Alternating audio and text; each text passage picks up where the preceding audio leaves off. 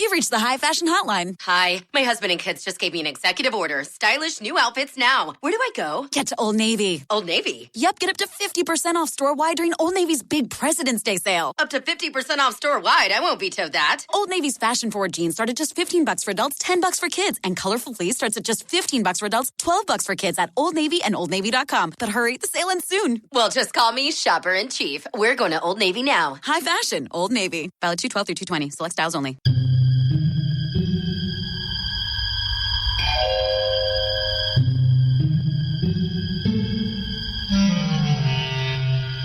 Archangels, ghosts, and Bigfoot. Oh my. It's just another night for Supernatural Girlz. Real stories, real answers to life's biggest supernatural mysteries. And now for another exciting interview with paranormal experts from this world and others. Here's your host, paranormal researcher Patricia Baker, on the one, the only Supernatural Girlz.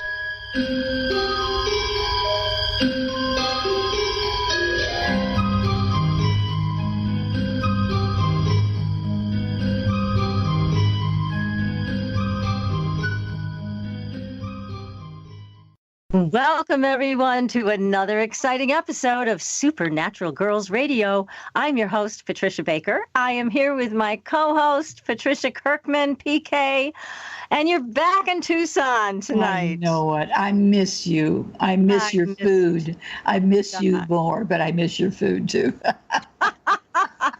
Well, didn't we have a great time with you out here? Oh, we did. It was wonderful. It was so great.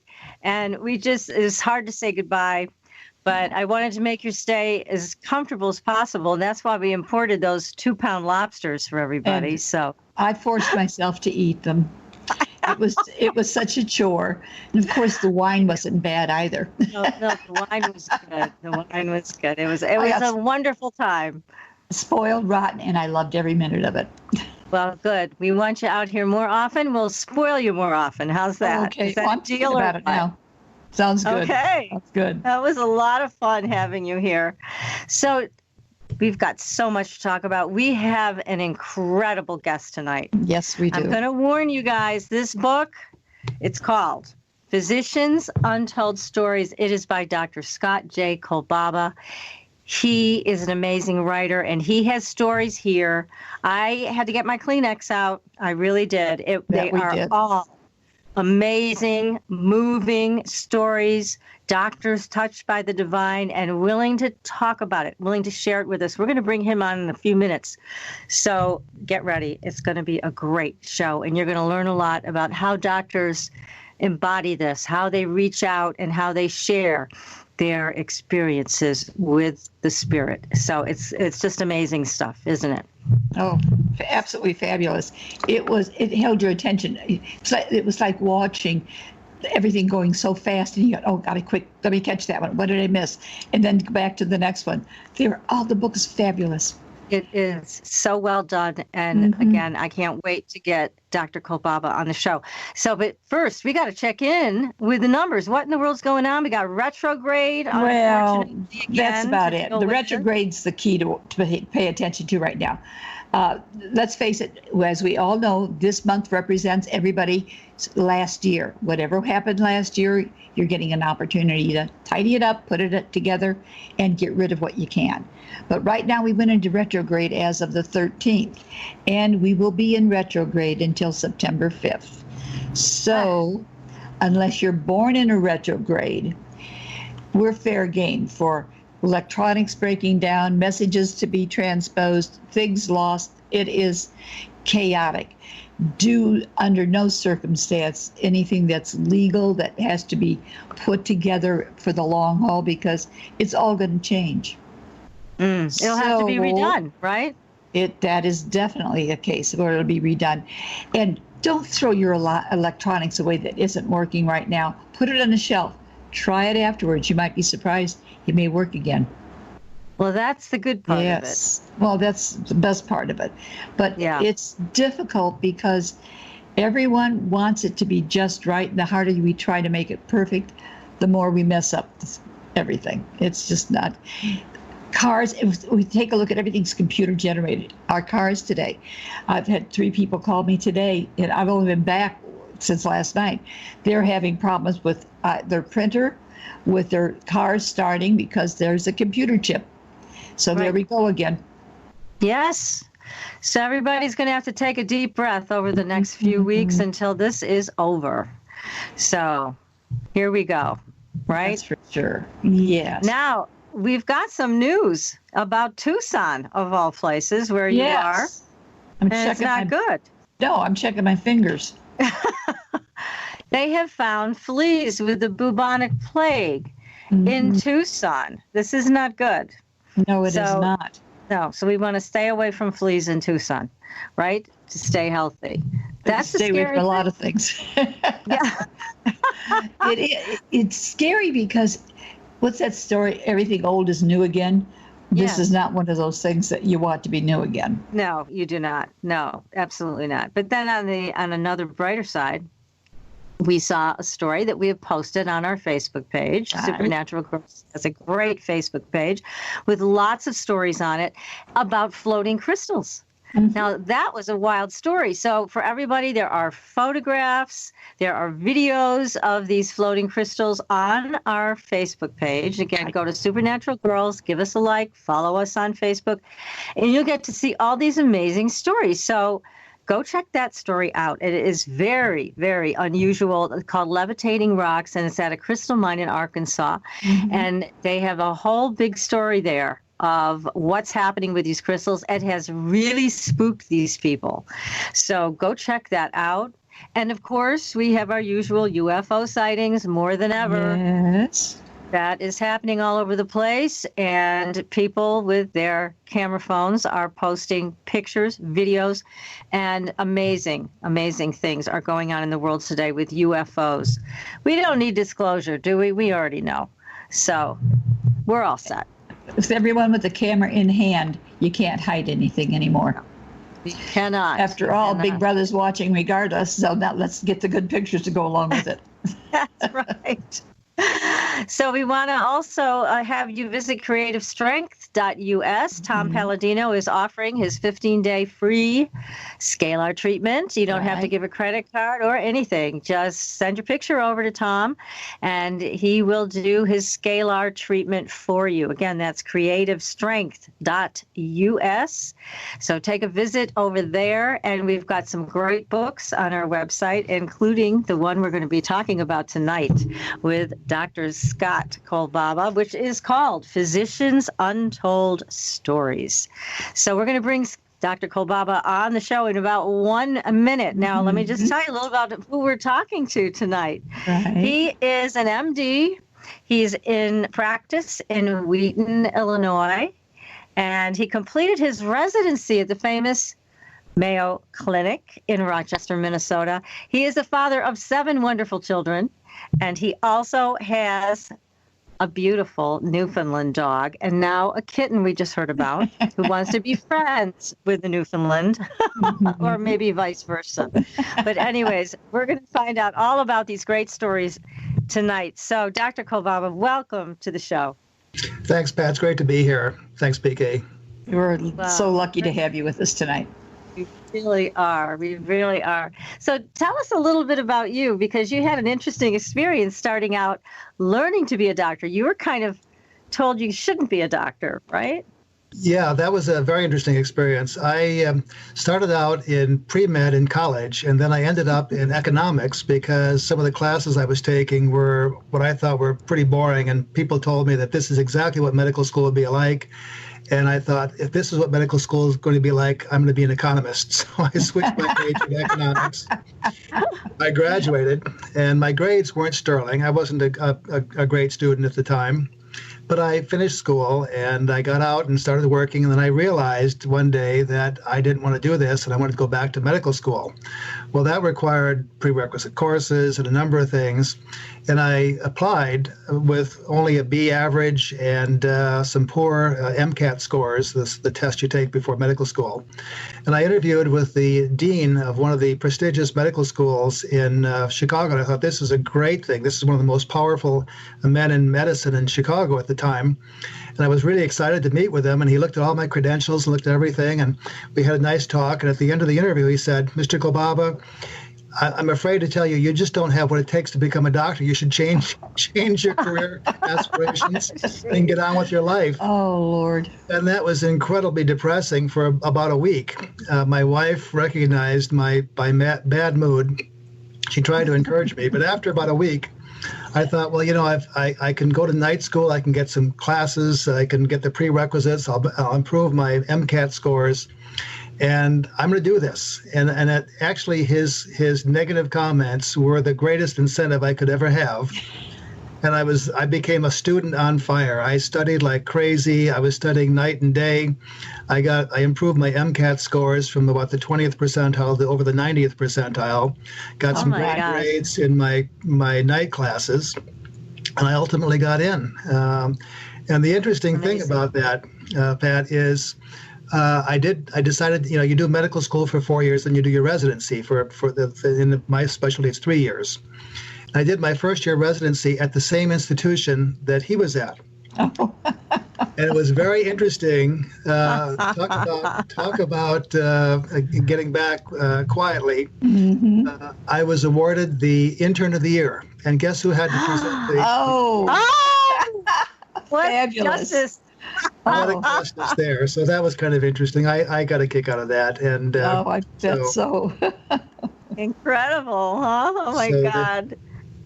That was he surprised? Did you see a big shocked look on his face? Yeah, I think he remembered me, and I think that was a surprising kind of a turn of events. So you never know, and that's taught me that the power of the human spirit is unbelievable. It is. It's unflappable. And certainly you took a situation which could have been extremely discouraging, and you could have lived with that for the rest of your life. But you turned it around and you made it exactly what you wanted it to be. So what an achievement. Amazing. It was a lot of work, but it was worth it. And like I said, sometimes a negative review and a negative opinion is all the incentive you need. And that was for me. That was I just was amazing after that. I couldn't stop it. Yeah. That's great. And so that your wife must have been happy to see you apply yourself and do what you really wanted to do as well. That's terrific. Yeah, she gave up. She was an anthropologist, and she gave up a dig in the Yucatan. When I announced I wanted to go to medical school, she said, "Okay, I'll work and put you through school, and I'll give up my opportunity to want a dig in anthropology." So it was kind of a mixed blessing there, but she appreciates what I've done, and she was a great help to me. She was a great support.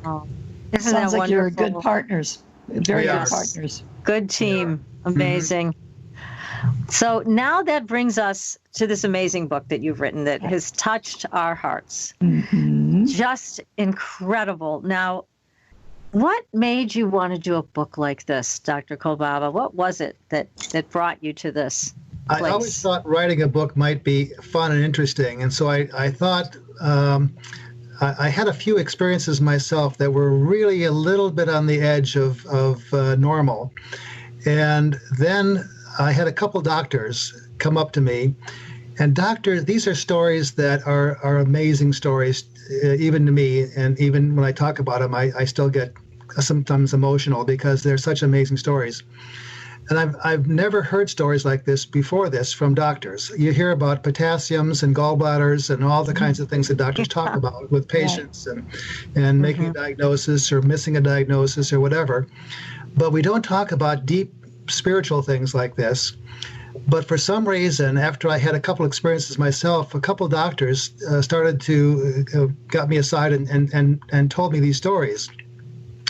The one was an interesting story from Steve Heim, who's an orthopedic surgeon, who's also a trauma surgeon. He was skiing with his wife and his wife's sister in Colorado.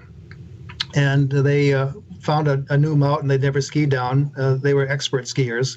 They got up to the top of the mountain, a blizzard hit, and they could hardly see anything in front of them. The temperature dropped, the snow was coming down like crazy, but they had to ski down. So they started skiing down, and they about halfway down, they came to a grove of trees. They had to go to the right or the left.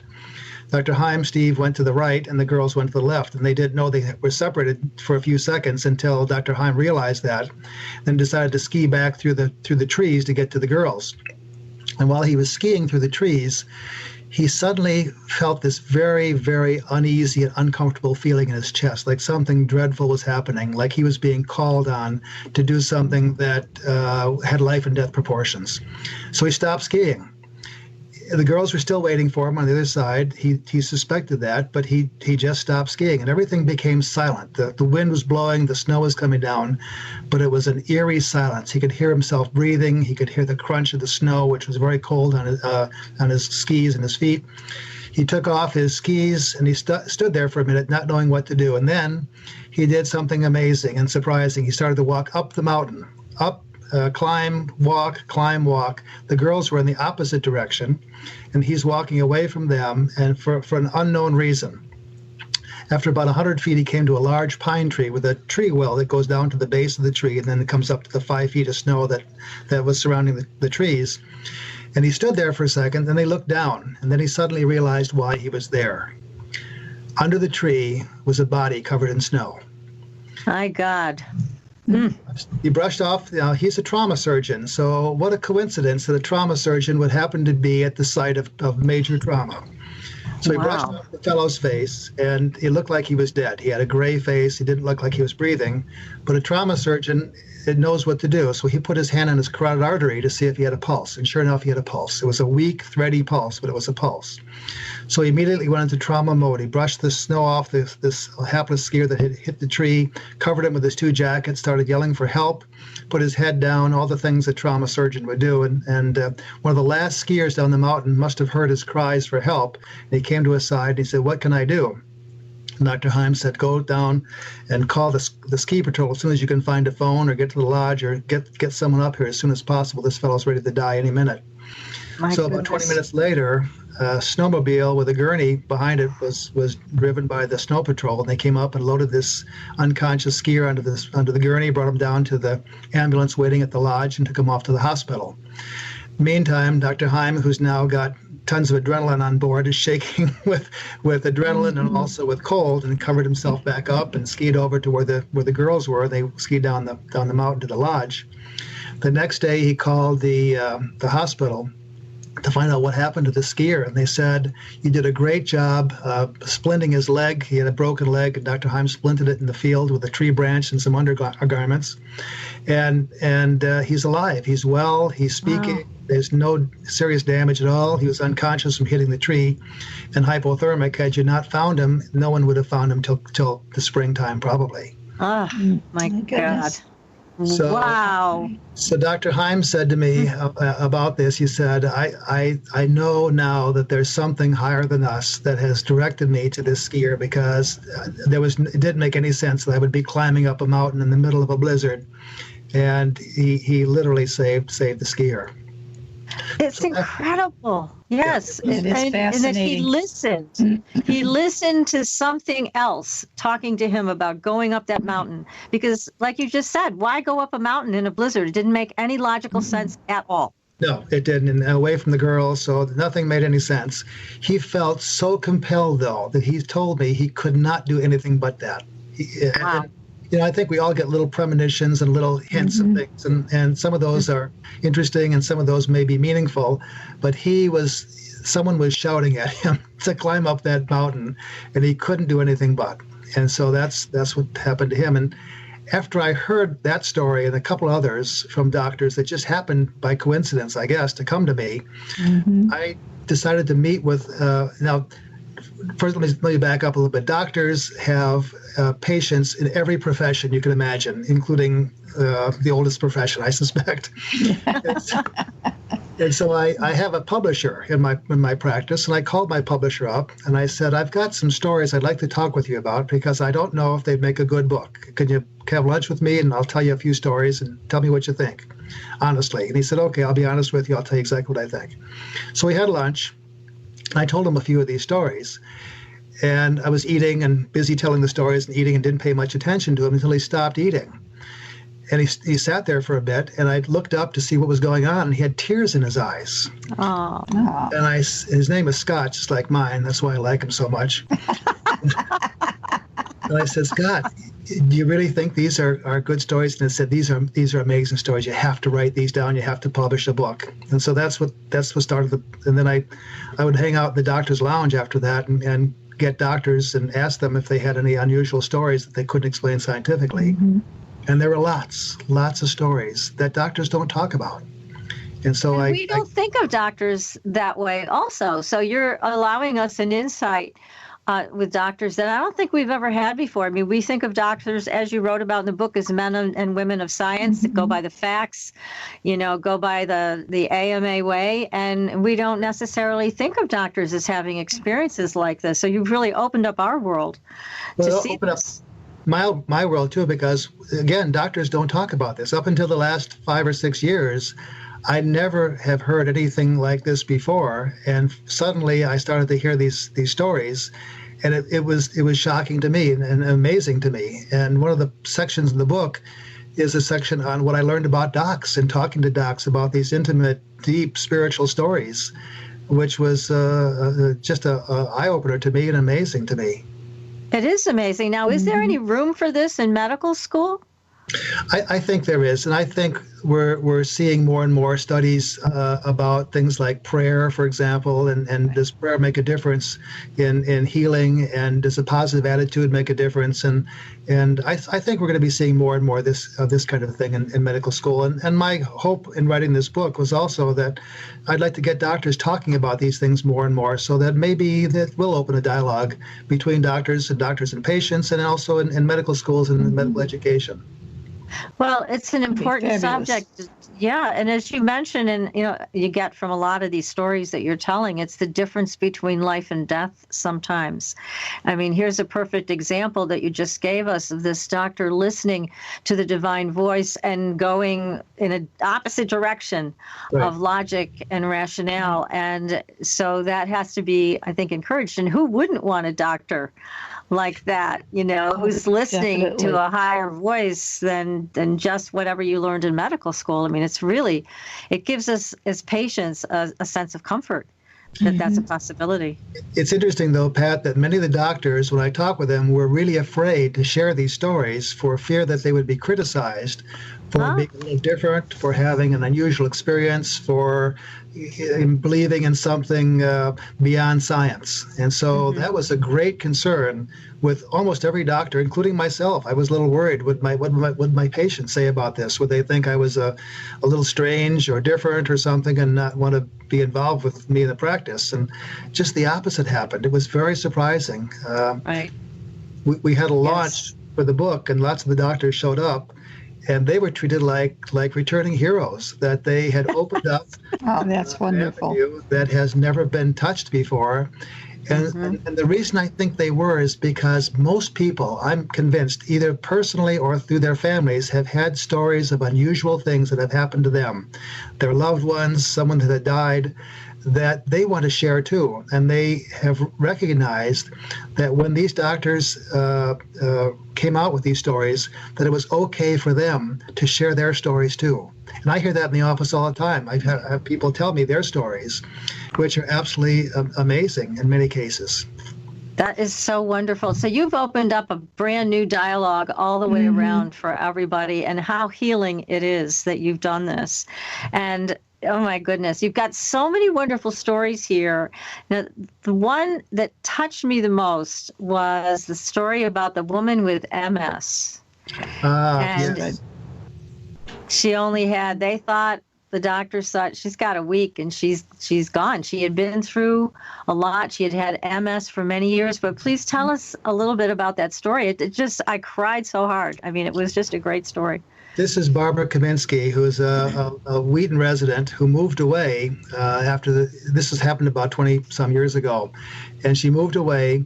And the interesting part of this story, before I get into the story, Pat, is that I had trouble finding her in the country. I had all kinds of search engines that I purchased and looking for patients because I needed permission to publish her story. And it's interesting, I sent away letters, I made phone calls to the numbers that were on this search engine sites, and nothing, no response. And I had to turn in my manuscript this particular week.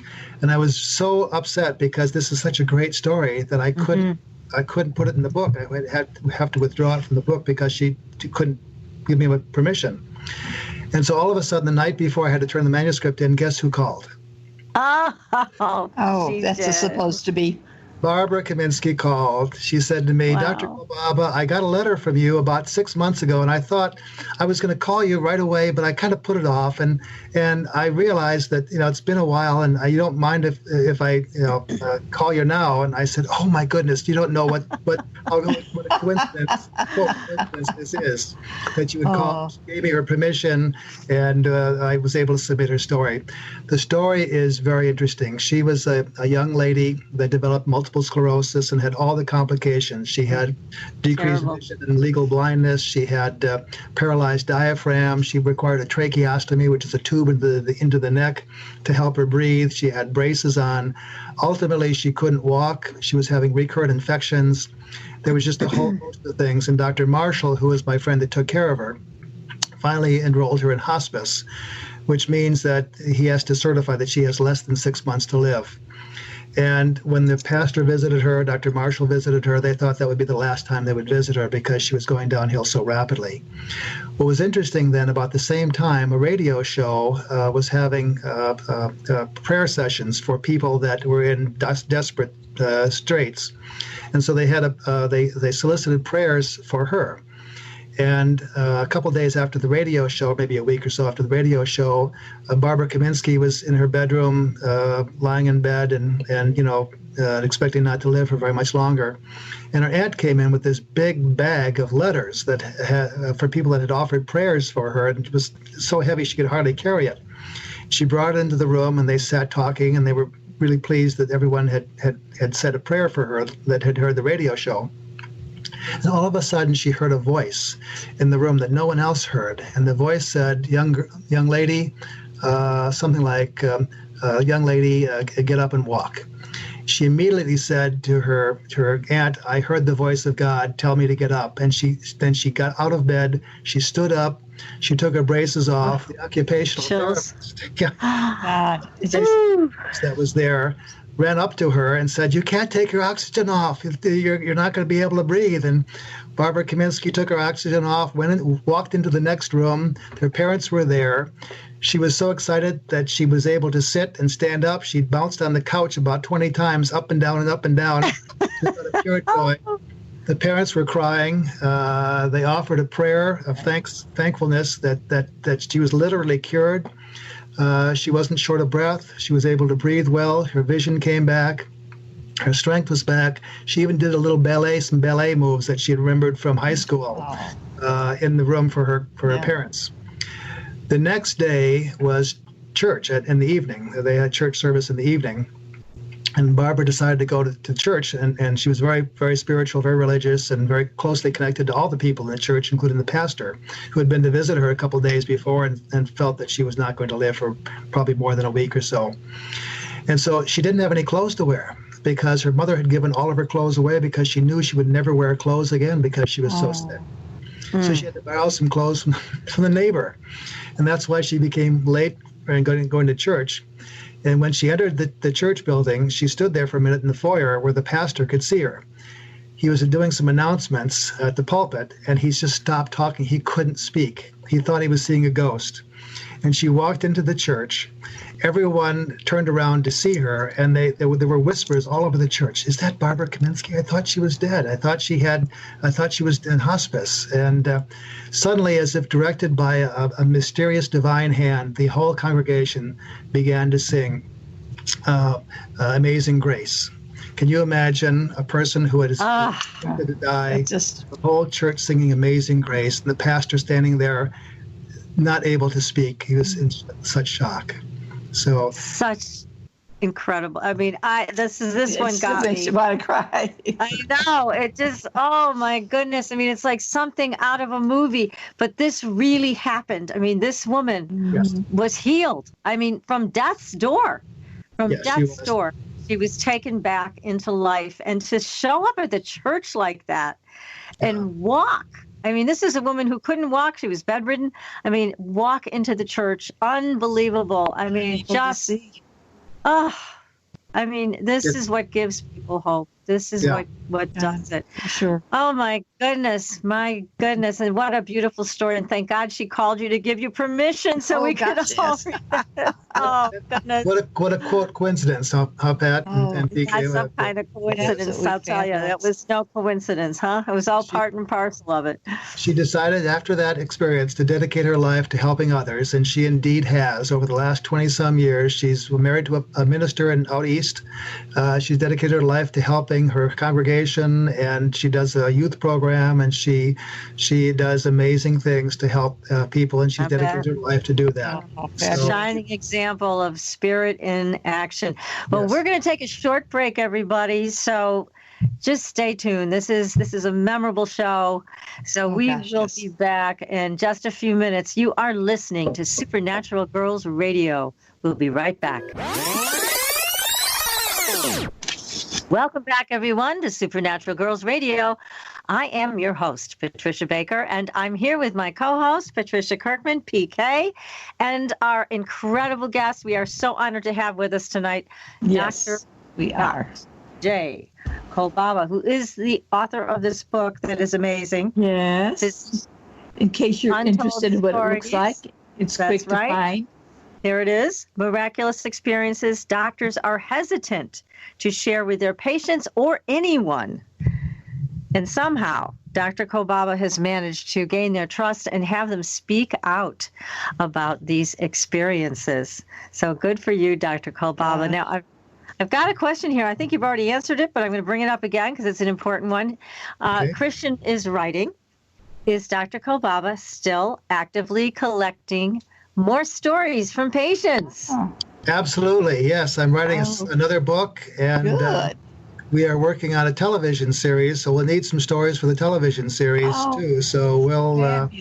I'm interested in any stories that you have. You can log on to our website, physiciansuntoldstories.com, write a little blurb about that, and we'll either call you or communicate with you to get some details. So I'm very interested in stories you can't explain scientifically.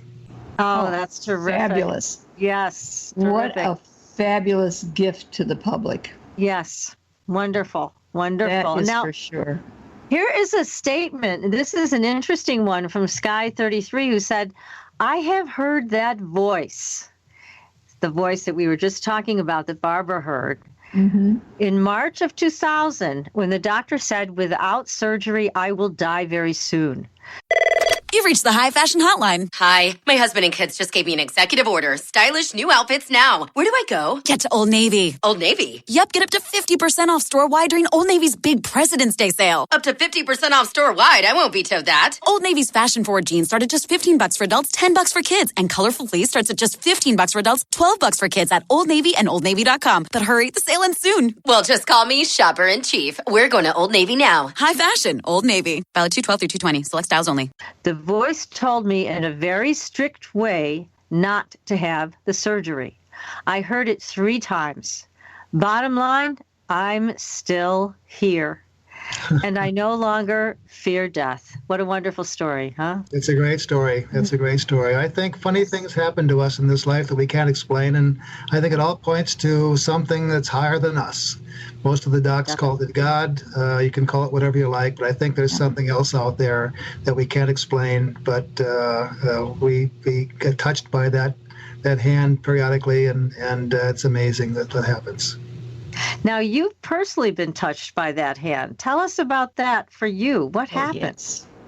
It happened more than once, so tell us what you can. There's a number of times that's happened to me, and most of the doctors that I talk with have had just one amazing experience, but many have had little kinds of experiences. There's a couple of things that had happened to me. I think one of them that was most amazing was a bus incident with my daughter, Lucci. Lucci is a show choir girl for high school, and so she was singing and dancing with the show choir, and we had a big show choir competition in near La Crosse, Wisconsin, which is about 5 hours from Chicago. So they took off in the bus. We followed them about an hour later.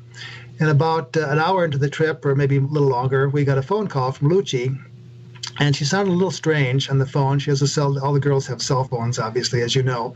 And she said, "Dad, there was a little fire in the bus, but we're okay, and don't worry, we're fine now." And so we didn't think too much about it until we came about an hour later to a scene on the top of a hill. There were police cars all over the place, fire engines. And there was a bus that was a big coach bus that was burning with black smoke coming from out of the bus. The whole bus was incinerated. And my wife said, "That's Lucci's bus." My God. We realized that was her bus.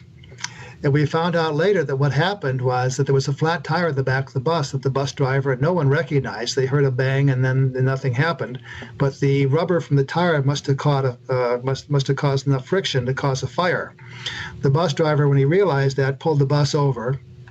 And there were two buses involved, so the second bus that was behind them saw how big the fire and how rapidly the fire was progressing, and they started to text the girls in the first bus, get out, there's a fire in your bus." And all of a sudden the bus started to fill with smoke, the floor became hot, and the girls started to scream. They had to get out. My daughter was one of the last ones in the bus, in the back of the bus. Oh my. And so she was frightened to death that she was going to be burned. You could see the flames on the side of the bus. And then something very interesting happened that the people in the back, in the other bus observed. And that is the flames seemed to die down and just stay at a quiet, low-level amount of fire for quite a while, and every girl was able to get out of the bus. When the last girl stepped off the bus, the kids in the second bus said a wall of flames swept through the bus and incinerated everything in the bus. My God. And that was the costumes, everything. But none of the girls was hurt in the least. What a miracle. It was a miracle. And then it was because there was no reason that fire would have been stopped for a moment. I mean, it really did come to a halt, which fire doesn't do that. No. Fire exponentially None that I've ever seen. Like every second. Yeah. So that in and of itself is just an amazing, amazing miracle. And they all got off the bus safely. Thank God. Yeah, wow. That's not the end of the story, though, interestingly. They went to the hotel. Some more.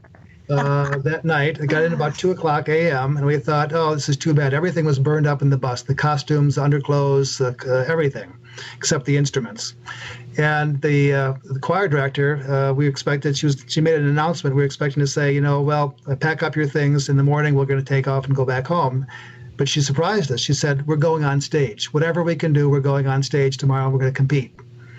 We were shocked because there were no costumes and nothing. Nothing to work with. That set into motion a series of events that were as miraculous as the bus fire, and that is they went to the home school to see if they had any costumes. Well, there were 50 girls. They had 25 costumes, not enough for the whole crowd. And then someone went to our high school, went back to our high school in Wheaton. They found 25 costumes that were almost identical to the costumes that were at the school. Oh, for heaven's sakes. One was purple sequin and one was white sequin, kind of matching, but a nice contrast. And they looked just like they were paired together. The next morning, my wife was in charge of costuming, and so she was taking inseams and outseams because these were unfitted costumes. It's so much work to get that done. Usually that takes months. Yeah, exactly. They used duct tape, safety pins. And the interesting thing, people showed up from the homes at that school and also from all over with shoes because the kids had no shoes. They were all burned up, and they would take off their shoes and say, "You can wear my shoes for the show." Oh. One of the women in the room that was helping out with all the costuming said, "This must be what heaven's like." People were so generous and kind, and everything was going really incredibly well. And they were able to perform and only an hour later than their scheduled time. They performed at noon that next day. And it's interesting that a coincidence maybe, Pat and PK, that one of the songs was about overcoming adversity. Interesting. Oh, my. How perfect that is. After that song, there were no dry eyes in the whole audience. It was just an amazing song, and they sang it with such emotion that you can imagine the feeling in the audience at the time. Oh, incredible. At the end of the performance and at the end of the whole competition, there were the awards, and there were third place was announced, second place was announced, and first place was announced, and we didn't win. But the girls thought that they had done their best, and that they did the best they could. Mm-hmm. Then they realized that wasn't the end. They brought a huge trophy onto the stage for the grand champions. That was announced. We won the grand champion. Isn't that my incredible? God. My goodness gracious. Amazing. That was an amazing event. My daughter came back to the homeroom. We said nothing. We just hugged each other. She'd survived the bus fire. They came through an amazing experience, and they won it all. So that was a competition that I'll never forget, and an amazing series of events that I think were divinely inspired. Oh, Absolutely. definitely sounds that way. Definitely sounds that way. God's hand all the way through, from the beginning all the way to the end. Oh my goodness. Just an incredible, another story. Incredible, that's for sure. That brought tears to our eyes. Just amazing. Now here's another, actually a question coming from the same person who wrote about getting guidance from the voice. And Sky33 would like to know, have you had any cases where the patient went against doctors' life and death advice, and the patient had an experience, be it God or ETs or angels, and the patient listened to the voice instead of the doctors and was fine? Yes, we have. There are lots of experiences like that. The most significant one that comes to mind is a case that was told me by my friend Dr. Richard Jorgensen, who's a general surgeon. And he, one night, had a busy day. This was a very busy day. He was exhausted. He went right to sleep. Doctors usually don't have trouble sleeping. They go right to sleep after a busy day. And he woke with a cold sweat about 4 o'clock in the morning with a dream that was just so vivid that he couldn't get it out of his mind. His best friend, a judge, an appellate judge, he dreamt was dead in a coffin in a funeral home. They could visualize the people lining up to see him. He could visualize his face in the coffin, and it was so. In most dreams, when you wake up in the morning, they go out of your mind. Quickly, yes. But this one was so dramatic and so real that he couldn't forget it. It kind of upset him the whole day.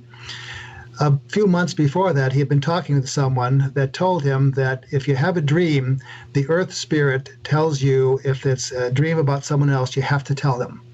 So he felt somewhat compelled to tell the judge. So he didn't know how to call up a good friend and say, I saw you dead in my dream.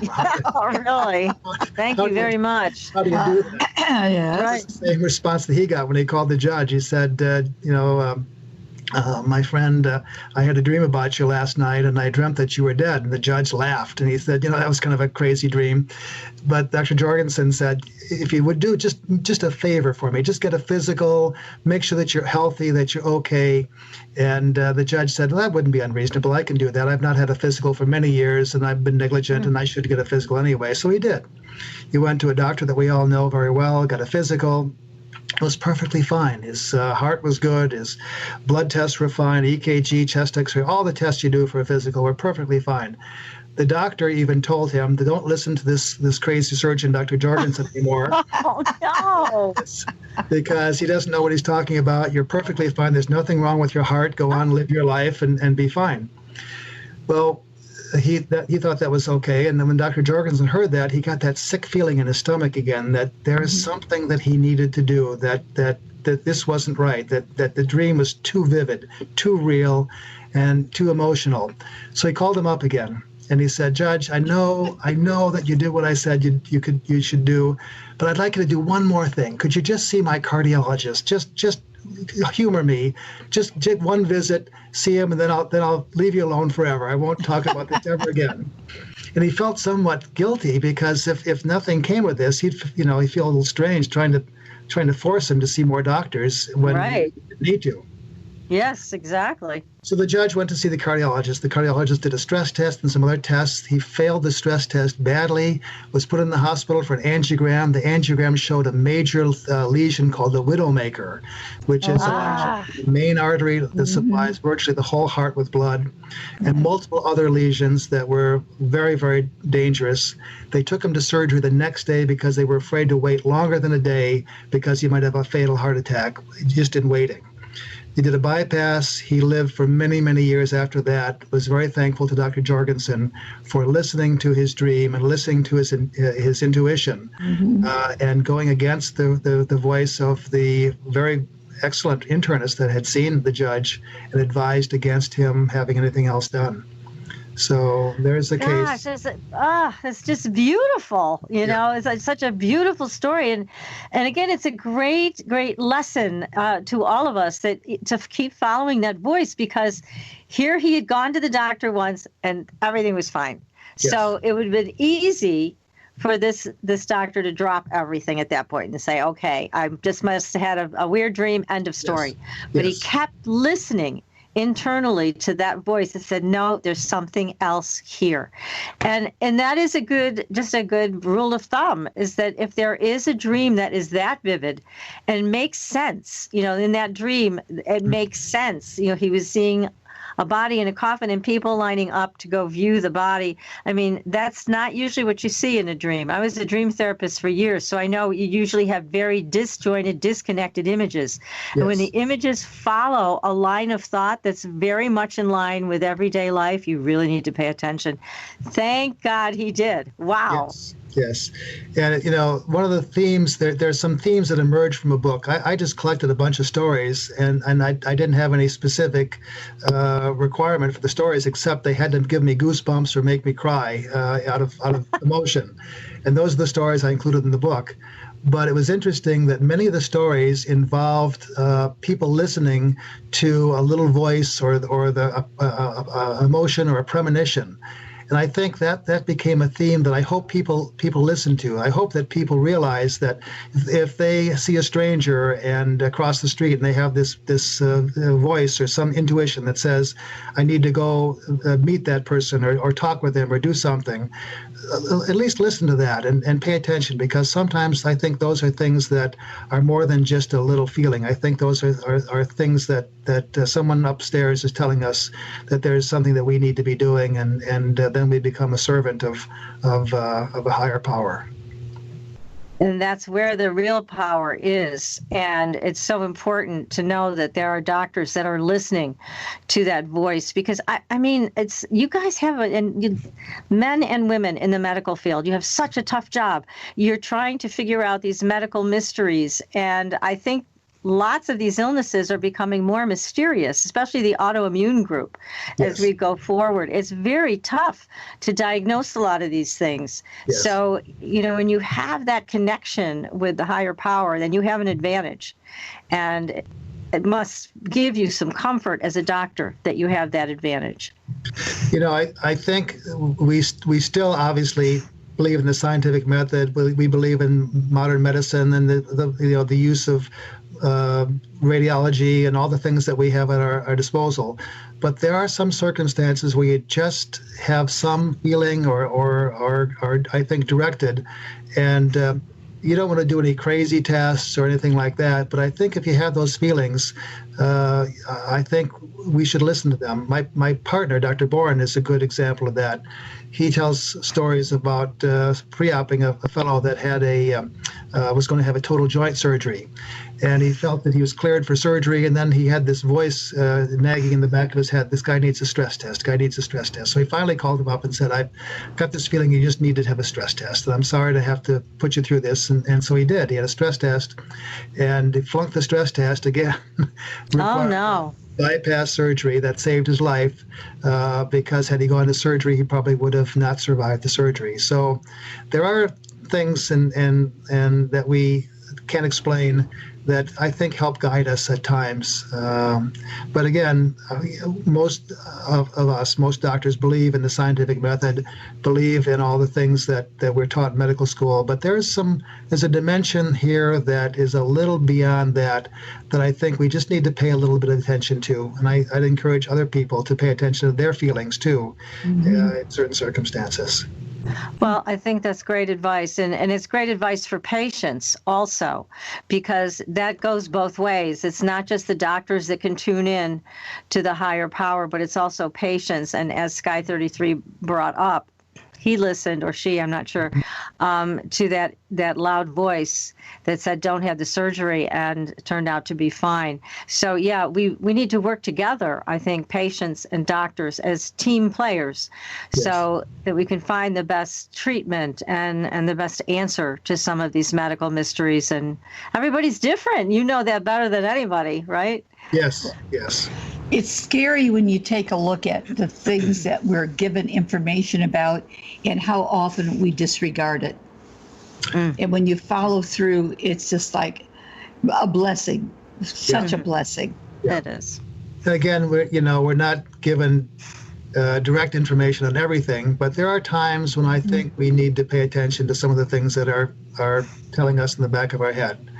Some of the docs in their stories really couldn't help themselves do these things, like Dr. Hyman climbing up the mountain. He just felt so compelled. But I think there are lots of times when we have little naggy thoughts that aren't that compelling, and I think we should listen to those in many cases too, especially if they're telling us to do something that makes sense or that's good or that is not harmful to anyone. Yeah, I think many times we get that fear factor and we can imagine something much worse than it actually is because of that, what we'll call that gut feeling.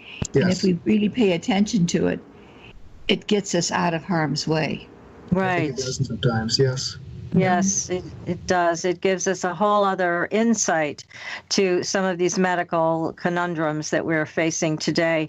And again, as patients, we don't know sometimes what to ask for. You have access as a doctor to all of these tests and things, and we rely on the medical profession to get the right tests and then to the right diagnosis.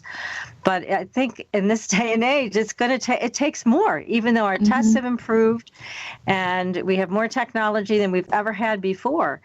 We still need that connection to the higher power to make some of these things right. Yes, I gave a talk the other day to a religious church group, and the topic was, in this modern medical world, with all the technology that we have, is there still room for spirituality in medicine? And my overwhelming response was, yes, there is. There's still room for prayer. There's still room for spirituality. There's still room for believing in something else that is the master healer and not just us. Beautiful. Yes, it's so true. Now, have you ever you must have had some of these experiences with your 7 children. All kinds of things happen with 7 children. Yes. It seems like happening. I think the most spectacular was the Lucci bus fire. I think that was the most. And that must have been, when that happened, you must have been elated for days. I mean, beyond the experience of her life being saved and then winning the grand championship and seeing how miraculous all of this was. That must have just given you such a buoyancy for such a long time. Pat, it was a mixed feeling, because the mixed feeling was a terror that we could have lost our daughter that night. And the emotion of, you can imagine kind of trembling inside, thinking she could have been burned up on that bus. She was one of the last ones to get out of the bus, and she could have been incinerated and in that night. And then the elation of having everything come together so amazingly well the next day so that they can perform within hours of when they were supposed to be performing, and only about 8 hours after everything had been destroyed. So there was elation and also great emotion. And I think my wife probably had more of the anxiety emotion. I had a lot of the elation, but still, when you think about what could have happened to your daughter, like she could have been burned up in the bus, that was just so scary. Especially after she says there was a little fire on the bus. Yeah. And hearing that, I'm going, oh my God. And then when you saw it, that had to be devastating when you saw the bus. Yes, exactly. Yeah, the coach told her not to frighten the parents, so they were all stepped in to say that there was not the bus burn up. It's not sitting here with 5 fire trucks and 20 police cars. Just a little fire. Really, just a little fire. Yeah. Well, we're going to take another very short commercial break. If you have a question for Dr. Kolbaba, then please write it in the chat room at irnchat.com. That is irnchat.com. We'll ask your question on your behalf. And we have lots more stories to talk about tonight. So stay tuned, everybody. You are listening to Supernatural Girlz Radio. We'll be right back. Welcome back, everyone, to Supernatural Girlz Radio. I'm your host, Patricia Baker. I'm here with my co-host, PK, and our amazing guest tonight. Yes. Oh, yes. Dr. How lucky Scott we are. J. Kolbaba. He is the author of an amazing book, and you all have to get it and read it. You have to. You have to. It is so great. Physicians Untold Stories. Miraculous experiences doctors are hesitant to share with their patients or anyone. What a Christmas or Hanukkah gift or whatever kind of holiday you celebrate. But get them Kleenex to go with it. You've got to have Kleenex to go with the book. That's right. Not Lots a doubt. of Kleenex. It is. And it's absolutely happy tears. It's happy tears. Definitely. Absolutely. It's a feel-good to the nth degree. It's great. Now, I have a question for you from the chat room, and this is from Carol Carl. She would like to know, what is your analysis of why mainstream medicine in the Western world shuns this approach? Is it based on the notion that each individual is capable of accessing healing without the help of doctors? Well, I think the question was why do doctors and many others shun the spiritual side of medicine? And I think we are all trained to do the scientific method, which I think is very reasonable. The scientific method is great. You believe in experiments, and you believe that certain things happen when you do certain procedures and tests and so forth. But when you've been in practice for a while, you begin to realize there are things that happen that just don't fit into the scientific method totally. And so, and those are a little scary. It's a little scary to say that not everything is scientifically based. And it's hard to come to that realization unless you've actually experienced it or have other doctors that have experienced it too. So I think medicine, rightly so, is scientifically based. But there is a room, I think, for spirituality in medicine because there's something else out there that doctors experience. And there are certain places where they experience it more than others. ER and the intensive care units are places where they have more of these unusual experiences. And the literature from the emergency rooms is complete with stories about these kinds of events. And so I think it's coming around more and more, and I think more and more doctors and more institutions and medical centers are going to be realizing that there's something to spirituality and to prayer and to believing and having a positive attitude. Right. That's wonderful change for everybody. It just creates so many more positive possibilities. Yes. It really does. And now in your book, you also have an interesting story. I mean, all the stories are just incredible, and they're all running through my mind right now. But you have a story from a chiropractor who goes to a networking meeting and has kind of takes him off in a different direction. Can you tell us that story? Because so far we've been talking about physical healings, but this is emotional and mental healing. So tell us about this one. That's great. Our chiropractor friend was starting out in business in the local community here and wanted to network and develop more referral sources and so forth. And that was reasonable when you first start out. You don't have very many patients and you want to make sure that people know who you are and that you're a reasonable person. So he attended this meeting that was attended by all the leaders and the medical professionals in the area. And he thought this is a great opportunity to network with everyone. And so he was very excited and very nervous about going to the meeting. And at the meeting, he was sitting next to a person that did a crisis line. And the person in the crisis line started to tell him stories about the things that he'd experienced, and they got into some very interesting stories. And the chiropractor was about ready to get up and excuse himself, and the crisis worker said, "Let me tell you about one story about a person that I took care of that was depressed, and how I recognized that they were depressed, and how I solved their issues." And it became a fascinating story, and it went on and on and on. And he suddenly realized everyone was leaving, and the lunch was over, and he hadn't networked with anyone. And he thought, what a wasted lunch. I'd been sitting with this fellow telling me about depression and how depressing it was to learn about this and not have a chance to network with anyone. So he went back to his practice, and he was really bummed out because he thought he'd wasted his day. And he finished, seeing patients. The last patient he had was a fellow that had been working as a laborer, was really not real happy with his job, and had hurt his back, and he helped him a bit. And so he finished seeing him, and it was a late night. He wanted to get back home because his dinner was waiting on the table, and he was ready to close up shop after the fellow had left. And he just got this feeling that he needed to do something else. So he closed the door, went back into his office, turned the light on, and sat there for a minute wondering what he was supposed to be doing. And then he decided he felt like he had to call this last patient he had for some reason and see how he was doing. And so he called the individual, and he said, well, I just felt I needed to call you. Now, he's never called a patient like this before. He'd never had a inkling or a premonition or a desire to call a patient right after he'd seen him. And the fellow said, I've been really thinking about how tough life is, and thank you for calling me, and I think I'll get better, and so forth. And so that conversation ended, and he went home and thought about how bad his day was, and told his wife, and a couple months later, he saw on the schedule the individual that had seen him that night that he had attended the luncheon.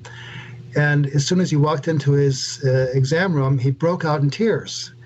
And my chiropractor friend thought, this is unusual. Why would he break out in tears?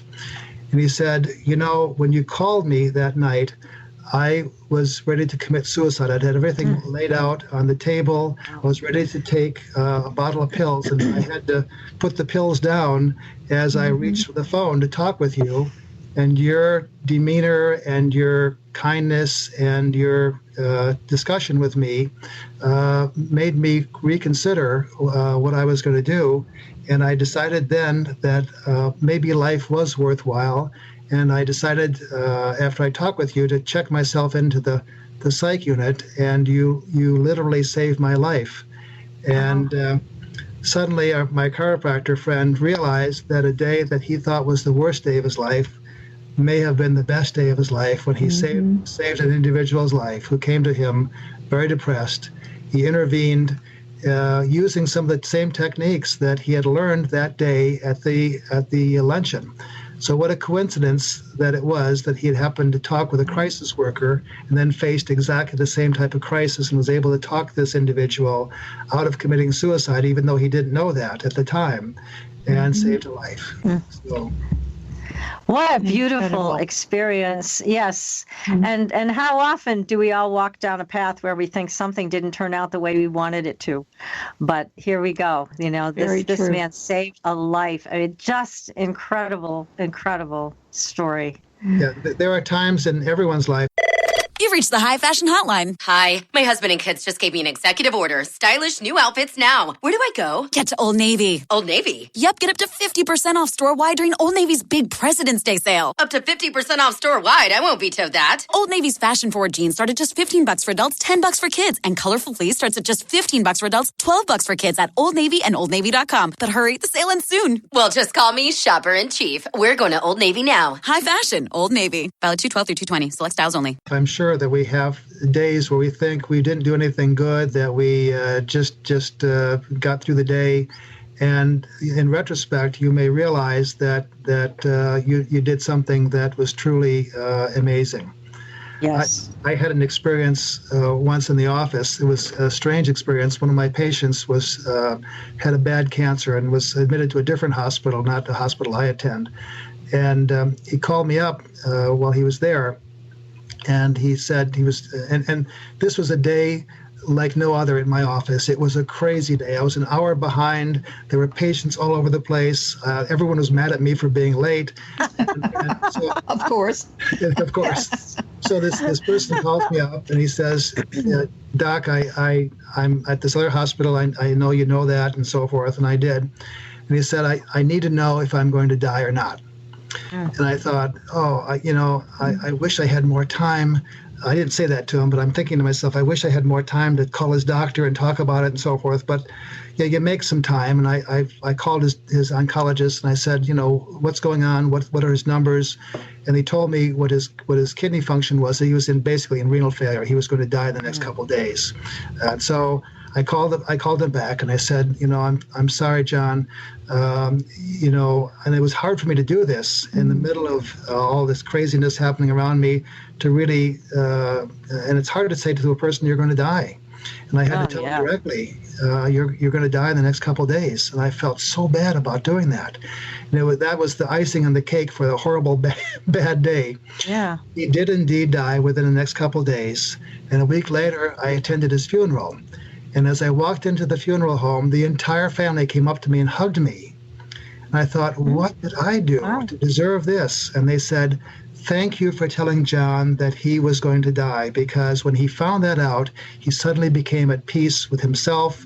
He called for the priest to get last rites. Oh, how wonderful. You made him so calm. He was so anxious before that because he didn't know what was happening to him. After you talked with him, he knew what was going on. The entire family was at peace with the situation. We said our prayers. We said our goodbyes. It was the most beautiful thing that had ever happened to us. Even though he did die, it was a beautiful way to go. And you made it all possible. And so what I thought was the worst day of my life turned out to be an incredible blessing for he and his family, unbeknownst to me. So I think some days are like that. And I think we are called upon to do some things that we don't realize until later on in retrospect what we've done. That's beautiful. That is. I mean, to us as patients, I mean, doesn't it make sense that we do want to know the truth? We do want to know what's happening. It doesn't help us to be kept in the dark and to be left wondering, which I think that's worse, So thank God you were able, as hard as it was, like you said, to tell somebody that they're going to pass away, that you gave him, what a gift you gave him. Incredible. That was a hard call, a really hard call to make. I wondered if I did any good or did any bad that day, and it turns out that was just the thing he needed. So, my goodness. Just knowing, because many times people have something they'd like to do, but they put it off because they think they've got tomorrow. Yes. And being able to finish something or complete something or to say something that makes a difference for the rest of our lives. Oh, yes. Yes, exactly. Now, do you have a favorite story in the book?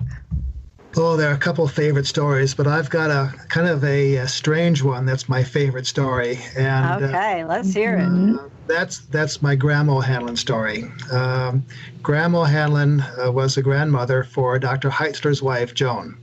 And Dr. Heitzler delivered a couple of our kids, and they're still walking and talking, so he did a great job. They may be partially brain damaged, though, but like most and kids. they'll blame you, of course. Yes.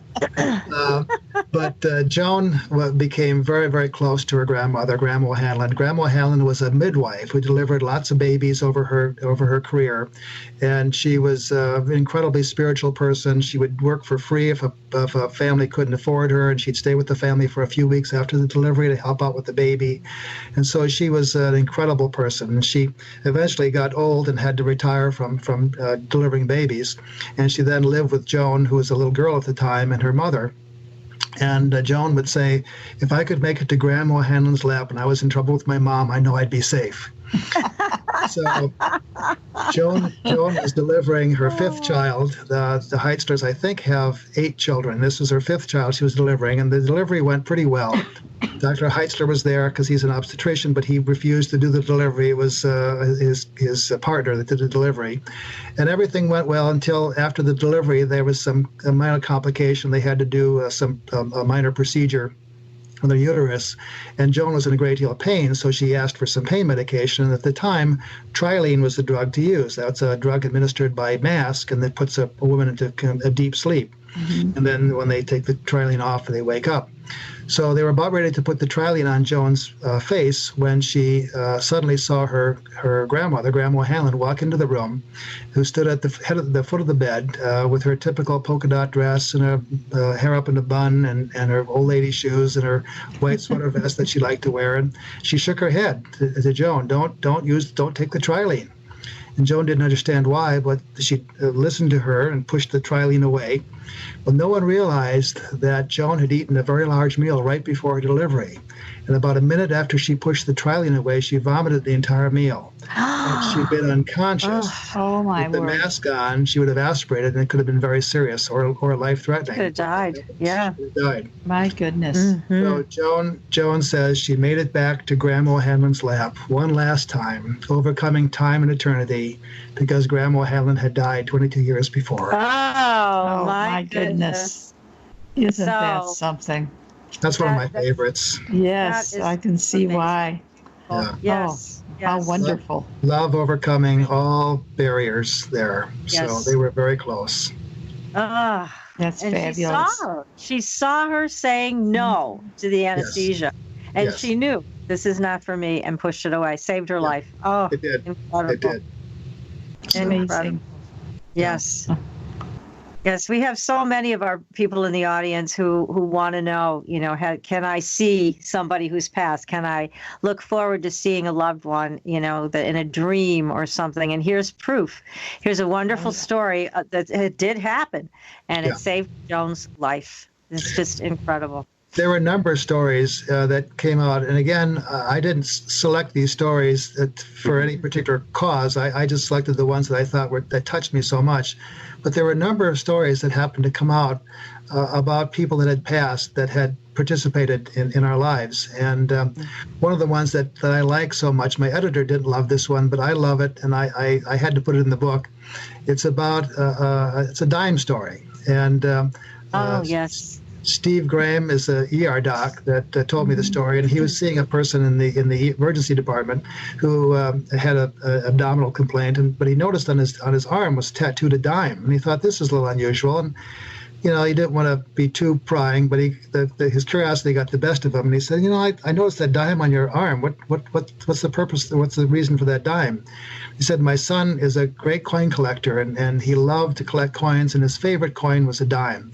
And I think it was his favorite because every time he'd go to somewhere special, he'd find a dime. He'd go to a Cubs game in Chicago, and he'd pull up the seat, and there'd be a dime on the floor. Or he'd go to a nice restaurant, and he'd move the plate, there'd be a dime underneath the plate, or something like that. And he started to collect those dimes. And he said, tragically, my son a number of years ago was killed in the expressway, and ever since then, I've been really sad and upset.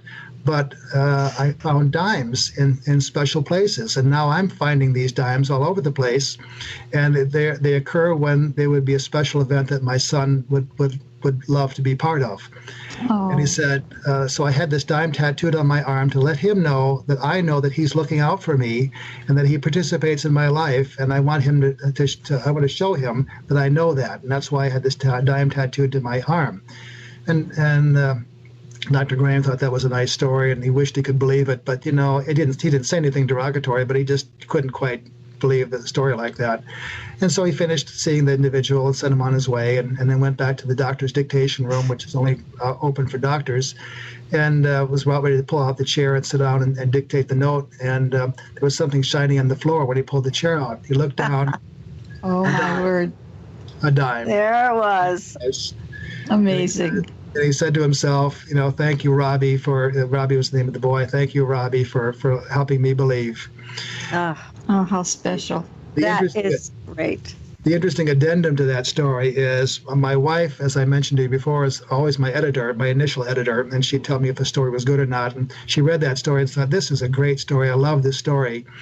And she went into the next room after she put the story down and looked at the counter, which had been empty before, and guess what was on the counter?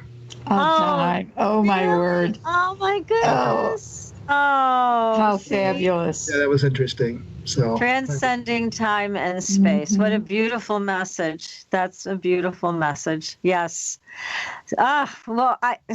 This is incredible. I want to hear more stories. I read all the stories, but hearing you speak them, it just adds a whole other dimension. I hope you'll do an audio of this book, so that people can also just listen to your voice as you tell these wonderful stories. We hope to do that. Yes, we do eventually. So yes, it would be great. Yes. Here's another question from the chat room.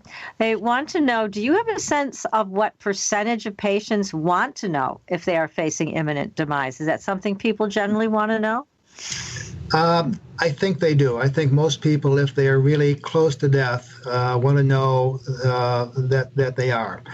Many patients don't want to know how serious an illness is, however. So in many cases, patients will kind of not want to know how serious their cancer is or how that they have Alzheimer's disease and things like that. But I think most people that are very close to death want to know that they are very close to death. I think that's my experience, at least. Yeah, that's helpful to share. In case there's unfinished business. Yeah, I think that's the reason. I think they want to say goodbye to their friends. They want to tell people that they are grateful for what they've done throughout their life, and I think that's one of the things that they want to do. Make sure that they're okay with their whatever they believe, whatever spirit they believe in, or God. They want to make their peace with God, and I think that's why they want to know if death is imminent. Now, I'm sorry. Go ahead, PK. I was just going to say I've noticed that different ones will talk about a person holding on, family members are coming. And I know my grandmother's case, my uncles were all over the country and she became very ill. They were coming in and she waited until the last one came. As soon as he came in, she was gone. We see that all the time. That's very true. I think people can muster a certain amount of adrenaline and everything else to hold on until they've said goodbye to their loved ones, and then they let themselves go. So I think people can, to a certain extent, determine the timing of their death.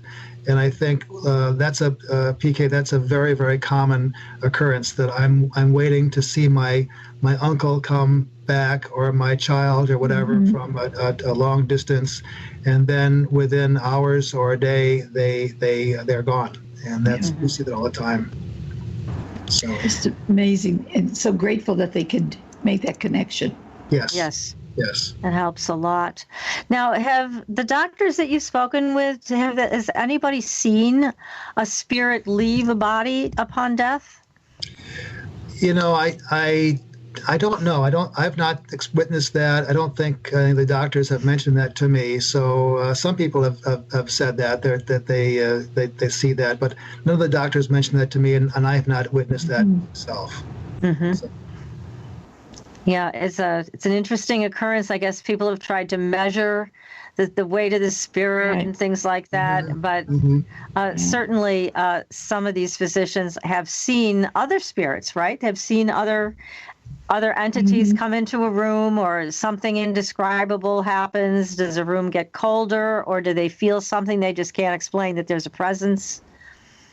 Yeah, we've had a couple doctors that have seen visions of spirits that have gone or have been visited by premonition or a feeling from the person that has just recently passed.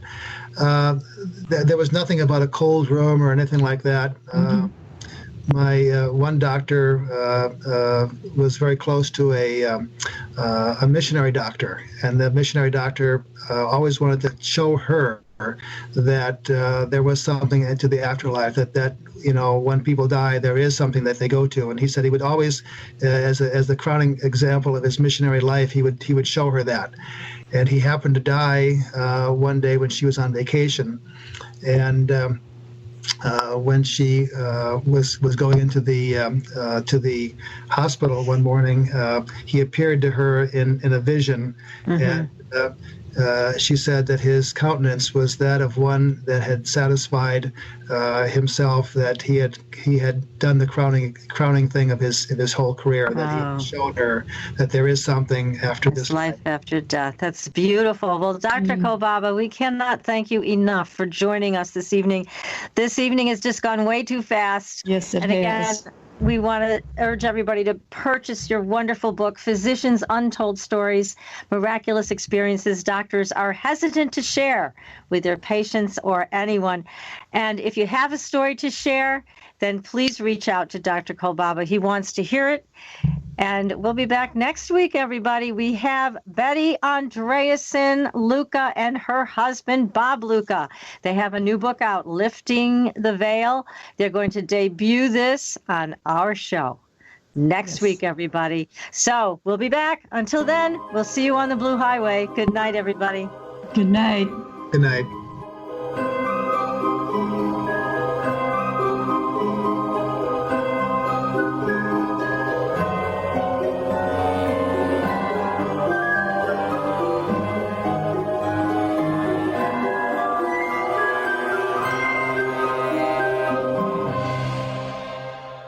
Get to Old Navy 2 days only, today and tomorrow. Get 50% off all fleece sweatshirts. That's right, all fleece sweatshirts are 50% off in stores and at OldNavy.com. Hurry, ends tomorrow. Valid 2/18 to 2/19, excludes active, licensed, and in-store clearance.